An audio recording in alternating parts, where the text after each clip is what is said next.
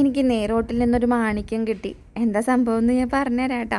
ഈ ഒരു ചെടിയുടെ പേര് അറിയാവുന്നവർ താഴെ കമൻറ്റ് ചെയ്യാൻ ഞാൻ ഇന്നലെ ഇട്ട വീഡിയോയിൽ പറഞ്ഞിട്ടുണ്ടായിരുന്നു. പക്ഷെ ആർക്കും അറിയില്ല എന്ന് തോന്നുന്നു.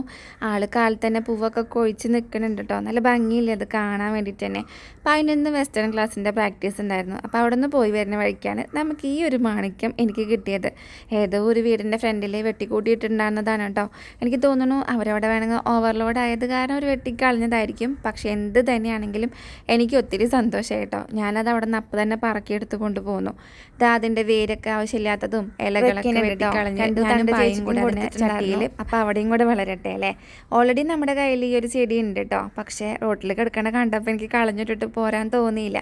ചേച്ചിക്ക് ആ ചെടി കൊടുത്തതിൻ്റെ ഭാഗമായിട്ടാന്ന് തോന്നുന്നു. ചേച്ചി എനിക്ക് തിരിച്ച് ഈ ഒരു പൈനാപ്പിളിൻ്റെ ചെടി തന്നിട്ടുണ്ട് കേട്ടോ. ഇതുമ്പോൾ കുഞ്ഞൊരു പൈനാപ്പിളൊക്കെ ഉണ്ടായി നിൽക്കും. നല്ല ഭംഗിയാണ് അത് കാണാൻ വേണ്ടിയിട്ട്. അവസാനം നമ്മുടെ ക്ലീനിങ്ങും കാര്യങ്ങളൊക്കെ കഴിഞ്ഞപ്പോൾ ഇന്നത്തെ വീഡിയോ ഇവിടെ കഴിഞ്ഞു കേട്ടോ.